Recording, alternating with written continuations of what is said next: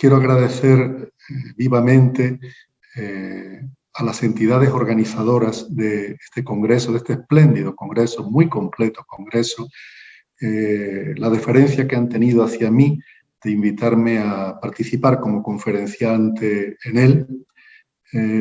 Muchísimas gracias a a las entidades, como digo, organizadoras, que quiero personalizar en las personas de su rectora, la excelentísima señora doña Corona Gómez, aquí presente. Muchísimas gracias, rectora, por esta deferencia, por esta invitación. Y también quisiera citar, si no les importa, a la doctora Maura de la Calidad Salavarría, con quien es precisamente la que ha hecho la intermediación para que mi presencia sea posible aquí. También, si no les importa, y agradeciendo a todos ustedes cuanto han hecho para que pudiera yo estar esta tarde, quiero también citar al doctor Estupiñán, que ha sido enormemente gentil y amable conmigo en estos días, preparando pues los detalles técnicos, por así decirlo, para que fuera posible mi presencia en el Congreso. Muchísimas gracias a todos los asistentes, queridos colegas docentes, estudiantes, todas aquellas personas que hoy nos oyen y en la distancia están con nosotros. Permítanme que por esta vez no tenga demasiado en cuenta la palabra innovación y me atenga para esta conferencia a un patrón, llamémosle clásico, el de una lección, haciendo honor al tema que vamos a tratar, pues lección y lectura son palabras estrechamente emparentadas. Tomen, por favor, esta lectura comentada como un acto de reflexión compartida que yo voy a ir apoyando de vez en cuando en lecturas propias, en autores, en distintos textos. El tema, lectura, comunicación y educación en la sociedad digital, más que un tema, es un laberinto temático de extensión casi infinita, lo que supera con mucho su tratamiento en profundidad al tiempo de que se dispone para una conferencia, ¿no? Voy, por tanto, y siguiendo al pie de la letra las recomendaciones de reflexión y sentido crítico que muy atinadamente la excelentísima señora rectora ha apuntado en su interesantísimo discurso inicial, voy siguiendo esa línea a plantearles algunas reflexiones generales y probablemente sembrando más dudas que certezas. Ojalá pueda suscitar alguna curiosidad, debate e incluso controversia, ¿no? Valores que son connaturales para la vida universitaria. Vamos a empezar, por tanto, por una pregunta. ¿Por qué o para qué leemos?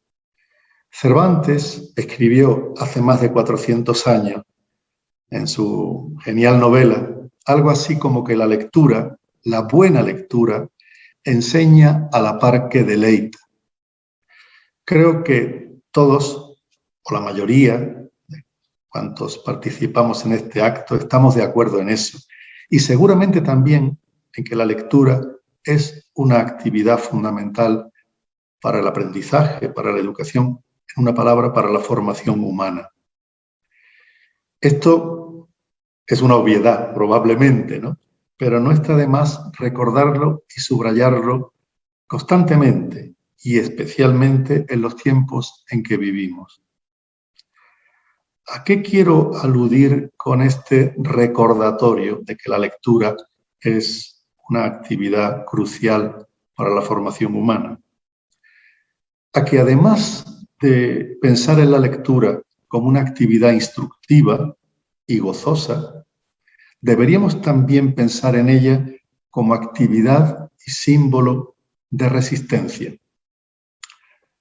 Efectivamente, de resistencia, aunque la palabra parezca que no casa mucho con la palabra lectura. Sí, de resistencia. La lectura, y es una convicción que creo que no solamente tengo yo, sino que compartimos muchos, puede proporcionarnos claves, criterios e incluso instrumentos para observar y analizar ciertas tendencias sociales, culturales y educativas en boga y afrontar sus consecuencias. En un breve ensayo publicado recientemente en plena pandemia de la COVID-19, el filósofo surcoreano Byung-Chul Han, un lúcido intelectual relativamente joven que se formó como siderúrgico en Corea, siguiendo las indicaciones paternas, que terminó siendo profesor de filosofía y literatura en una universidad de Berlín.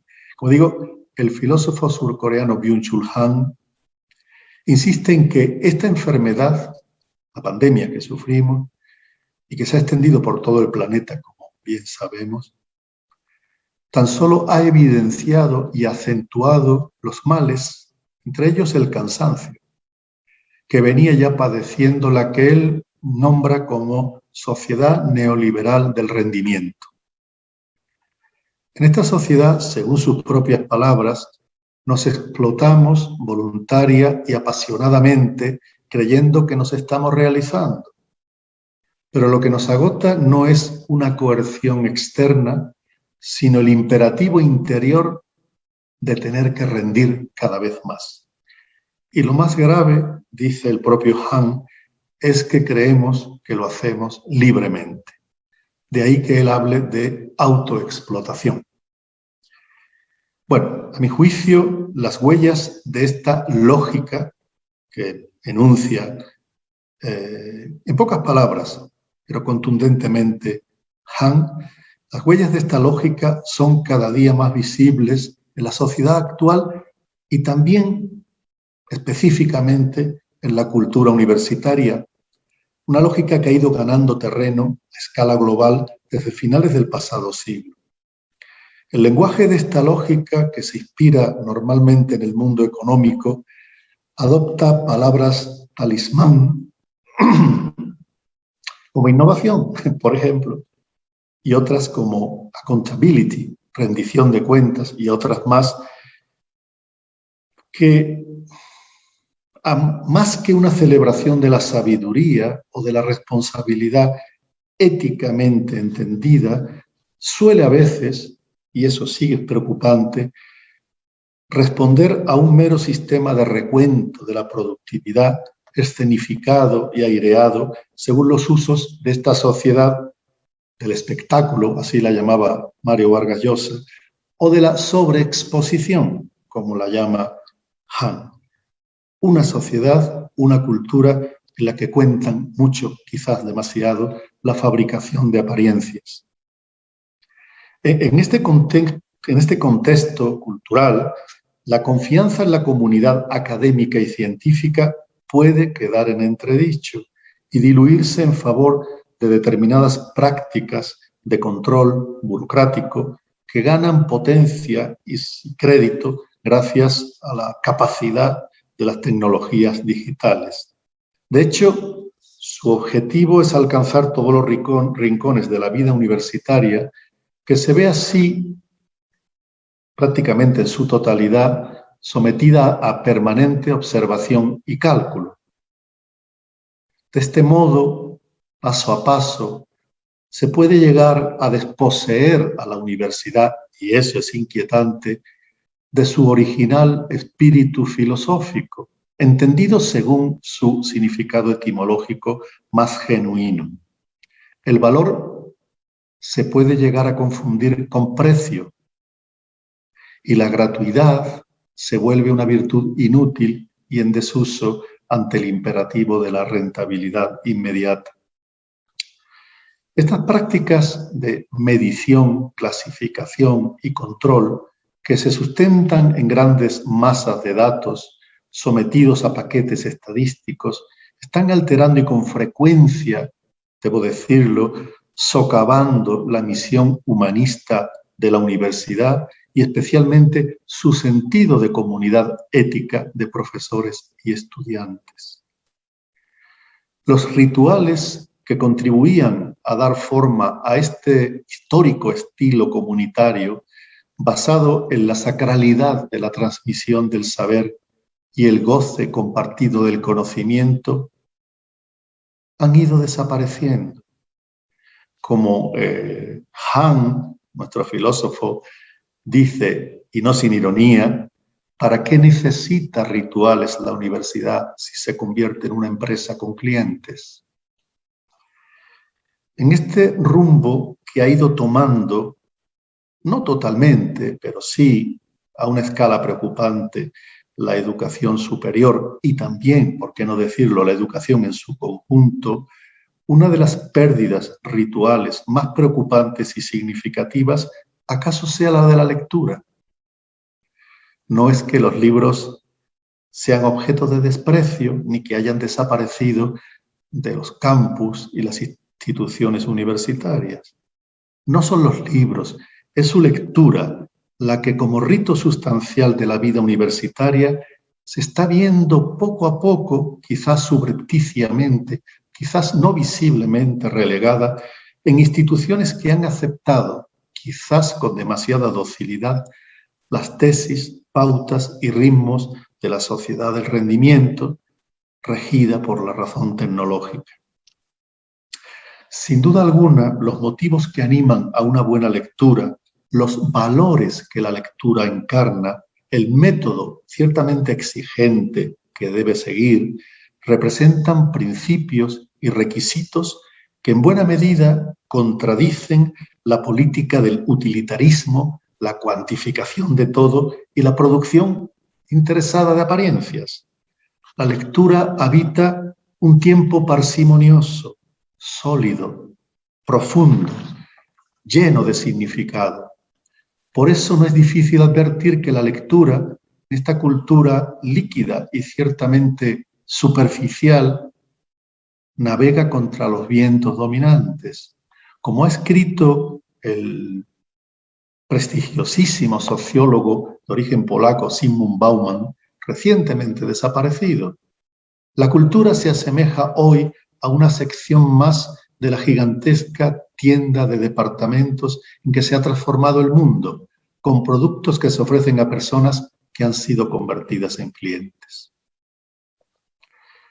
En estas circunstancias, la lectura puede y debe ser una vía de análisis sereno y de enjuiciamiento ecuánime de estas y otras consecuencias del culto desmesurado, y ahí está el problema, en la desmesura, a la razón tecnológica y a la adhesión ciega a los preceptos de la sociedad digital. Y esta me parece una consideración primera a tener en cuenta. Todos nosotros, todos los seres humanos, crecemos desde nuestra infancia entre cuentos, relatos, lecturas. Nuestra vida, en cierto modo, está tejida de historias, de narraciones, de textos. Texto y tejido tienen la misma raíz.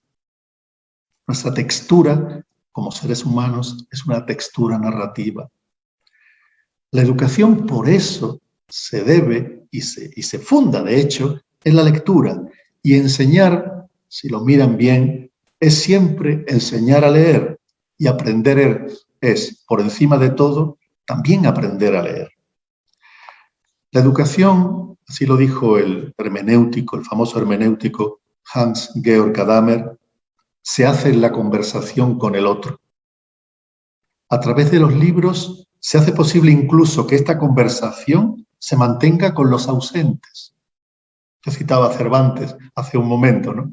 400 años y la conversación a través de sus libros sigue siendo posible. El buen educador es el que da a leer el mundo a sus alumnos para que ellos puedan construir su propia lectura de sí mismos y de cuanto les rodea.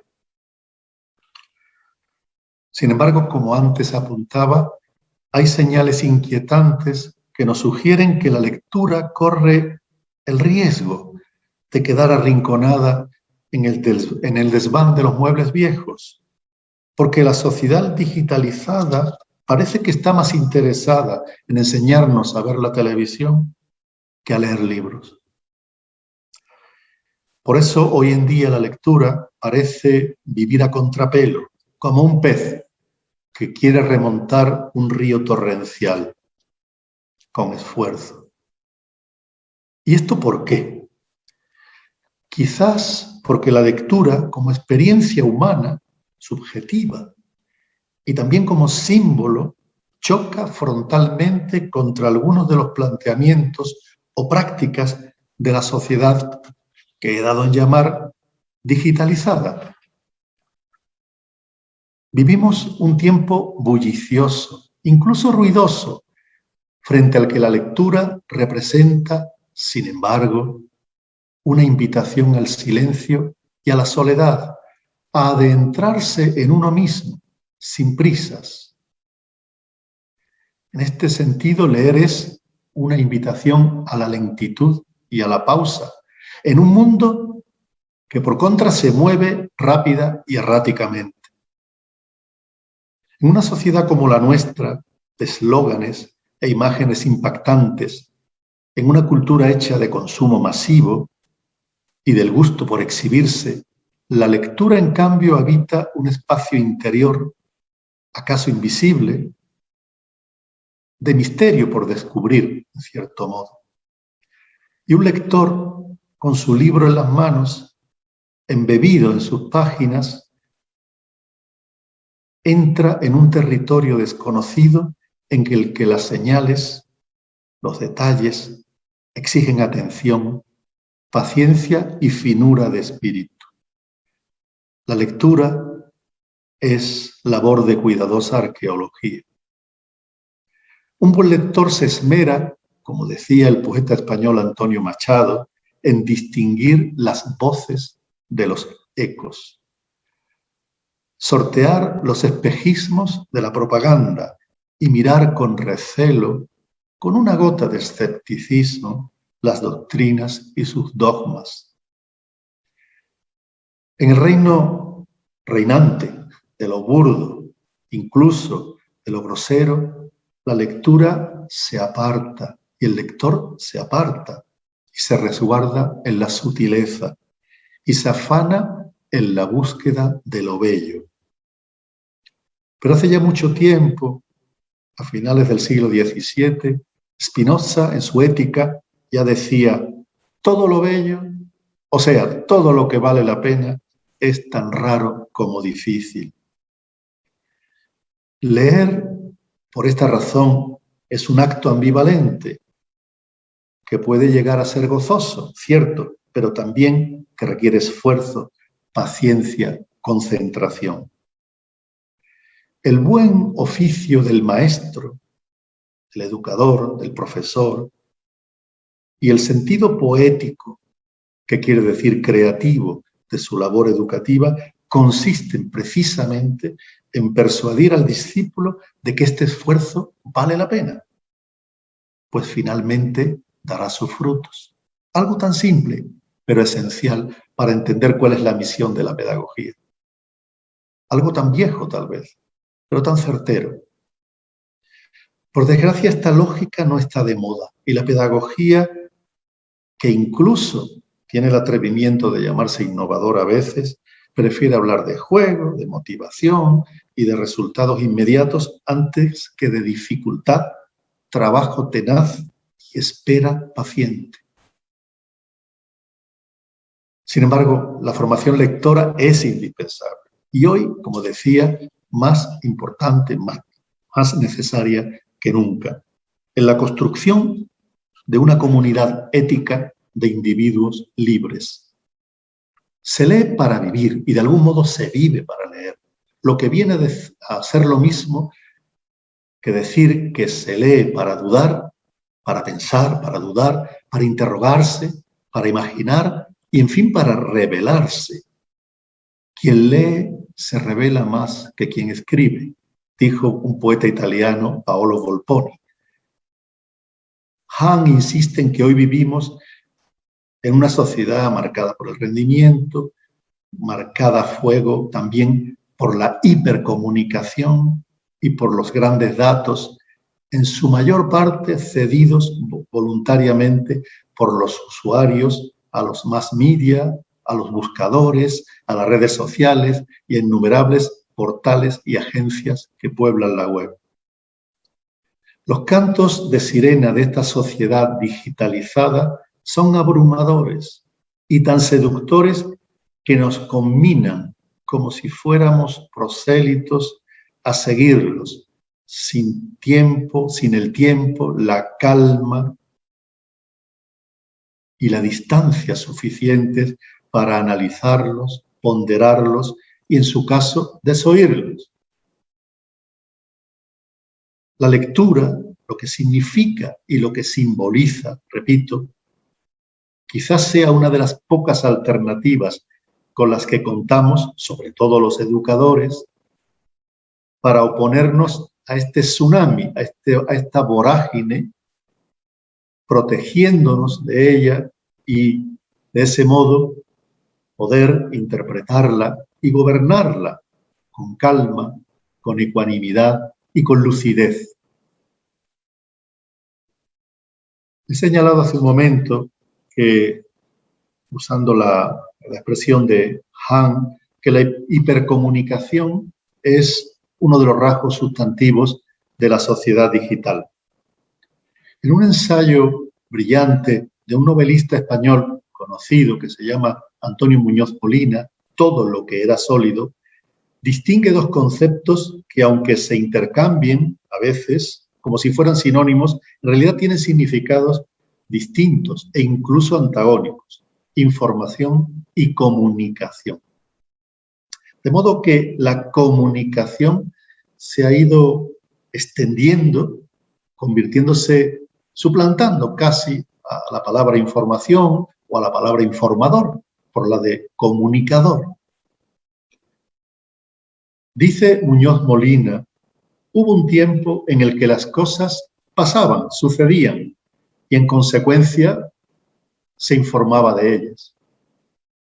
Ahora, en cambio, la comunicación sobre las cosas se ha vuelto mucho más importante que las cosas mismas. Los hechos, que léase la verdad de los hechos, se ha vuelto menos importante. Lo que verdaderamente importa ahora es su impacto mediático.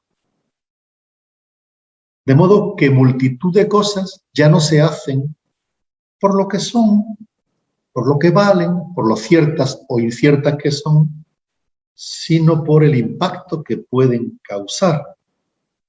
Es decir, para que se vean reflejadas en los medios, principalmente en la televisión. El objetivo, en el fondo, no es otro que captar la atención del público, provocando su júbilo o su espanto, no importa, con tal de entretenerlo. Una lógica, esta del entretenimiento, que está colonizando preocupantemente cada vez más el mundo mismo de la educación. Un televidente, como un consumidor de una gran superficie comercial, se interna en esos espacios de infinitos estímulos con la sensación de que puede moverse en ellos a su antojo. Está convencido que son lugares casi mágicos, en donde puede hallar respuesta a casi todas sus necesidades, sean las que sean. Está convencido, además, que puede elegir y que sus elecciones no tienen límite. Igual le ocurre al usuario de los medios de comunicación, que han crecido tanto en los últimos tiempos, ¿no? Pero sobre todo al de las redes sociales. Todos ellos tienen esa sensación casi ilimitada de libertad de elección. En las redes, cada cual es, al menos aparentemente, emisor y receptor al mismo tiempo. Y por eso el usuario de las redes cree tener en sus manos un número infinito de elecciones, solo limitadas por las cuestiones técnicas o límites que cada uno se imponga voluntariamente. Ese es el mensaje que muchas veces reciben los usuarios de estos servicios.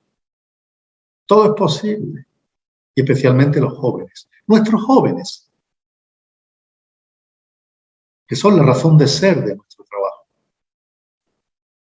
Sin embargo, aunque nadie lo dice, siempre hay un precio que pagar por esta libertad, en cierto modo ilusoria. Bauman, de nuevo el sociólogo que cité antes, al meditar en las relaciones que los jóvenes, de la que él llama la generación líquida, establecen con las redes sociales, deja algunas perlas de pensamiento muy críticas. Entiende que a través de las redes, los jóvenes se pueden convertir en una diana preferente para hoy, pero tal vez más para mañana, de la publicidad, con vistas a su educación como consumidores. Y digo educación entre comillas. Escribe Bauman: gracias al banco de datos ofrecido de modo voluntario por los usuarios de Facebook, por ejemplo, y ofrecido de modo gratuito, y a su expansión diaria, las ofertas de marketing pueden ahora dirigirse sin fallar a clientes que ya están preparados, entre comillas, ablandados y maduros, y que ya tienen unas aspiraciones adecuadas y completas. Esta preparación se apoya en el almacenamiento perdurable y no necesariamente visible de la huella digital, que con cada clic va quedando registrada. La vida de cada uno de nosotros va quedando literalmente transcrita en la red, reproducida y protocolizada. Nos vemos de ese modo, se ve nuestra privacidad, lo que somos, expuesto a un sofisticado sistema de control y vigilancia del que no es fácil escapar. Y eso además sucede con la contribución voluntaria y entusiasta de cada usuario. La vida, nuestra vida, queda así expuesta de par en par a la mirada de cualquiera y se convierte en un espectáculo que reclama la atención del auditorio. No quiero poner ejemplos que a todos se nos ocurren. Este es, entre otros, el resultado de esta hipercomunicación que verdaderamente no crea comunicación, ni menos comunidad ni sentido comunitario, pues obedece a un impulso profundamente individualista, incluso cabría decir narcisista, que no favorece el encuentro comprometido con los otros, sino que nos aísla. Y esa es la gran paradoja de nuestro tiempo. En la cultura universitaria en auge, el hecho de verse sometido constantemente a medición según estándares y rankings académicos, sean locales o globales, de exhibir con el mayor descaro a veces los propios méritos o de anhelar a veces desesperadamente el favor de los estudiantes, se ha normalizado, tanto que pasa desapercibido, como si fuera algo de siempre, natural, bueno y aceptable, como si esta fe en la mensurabilidad y la cuantificabilidad de la vida fuera inevitable e incluso un signo claro de progreso. La vida universitaria corre el riesgo de convertirse, la sociedad en su conjunto, pero la vida universitaria particularmente, en una especie de panóptico digital, que es una expresión de Hahn, en la que la identidad de cada cual paso a paso queda recogida, codificada y mostrada como en un escaparate a la vista de todos. Cada uno, cada sujeto y su vida se resuelven finalmente en un amontonamiento de datos.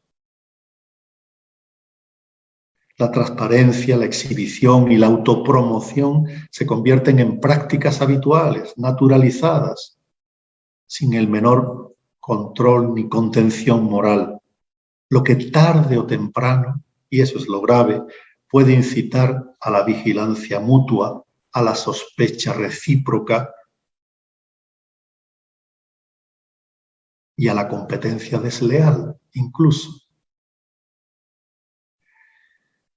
Los valores universitarios clásicos, éticos, cívicos e intelectuales, con sus expresiones rituales y su propia cadencia de maduración, de tiempo, están cediendo paso a la producción constante y contable, al apresuramiento, a la paulatina pérdida de sentido comunitario y de compromiso moral, y en su lugar a un aislamiento individualista, crecientemente insolidario y a veces hasta despiadado.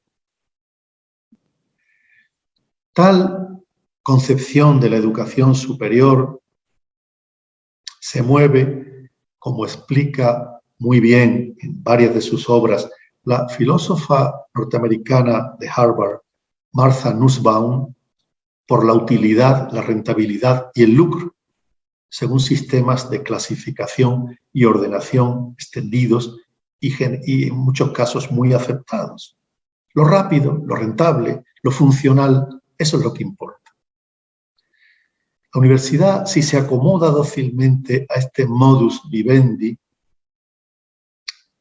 está entrando, va a entrar, si no lo está ya, en una crisis de sentido que no podrá nunca conjurar con el exclusivo recurso a los big data, a los rankings, a las estadísticas o a la mera innovación tecnológica.